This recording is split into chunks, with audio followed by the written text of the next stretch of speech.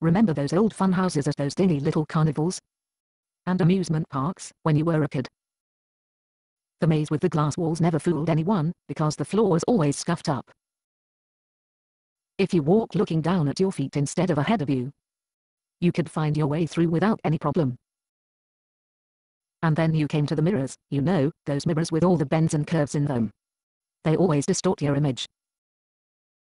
They never show you the way you really are. This one here, for example. This is my grandmother's image of me. It makes me look smarter and cleverer than I really am. This is my father's image of me. It's almost the opposite of my grandmother's image of me. It makes me look dumber, less clever.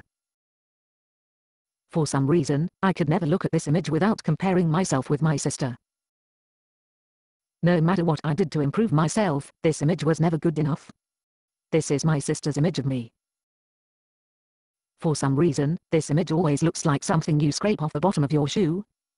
Except, of course, when she wanted to borrow something from me. This is my mother's image of me. It was never clean enough or well groomed enough. My hair was always too long and my skirts were always too short. But for some reason, as bad as my image was, it was always a step above the image my mother had of my choice of friends. Sometimes when I gained a little weight, my mother's image made me look like a hippo. Or like I'm pregnant. This is my pastor's image of me. This image always looked darker than all the others. And it seemed to always be changing. One Sunday, this image made me look like I was a thief because I didn't put enough money in the collection plate. The next Sunday I could see the start of leprosy on my skin because I was a sinner.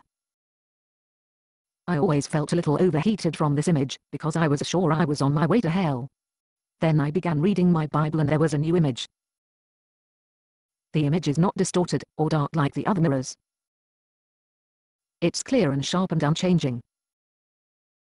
It doesn't rely on the opinions of others. It doesn't depend on what I've done or what I've left undone. It's my image as God sees me. If I trust Jesus for my future, I'll be able to see things the way they really are. No expectations. No disappointments. No deficiencies. How can that be? What makes me look so good here, when I was so distorted before?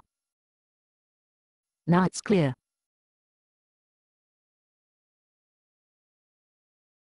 Yes. It's clear.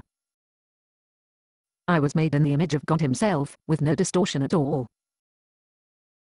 I guess that's why I finally stopped worrying about all those other images, and started concentrating on God's image of me.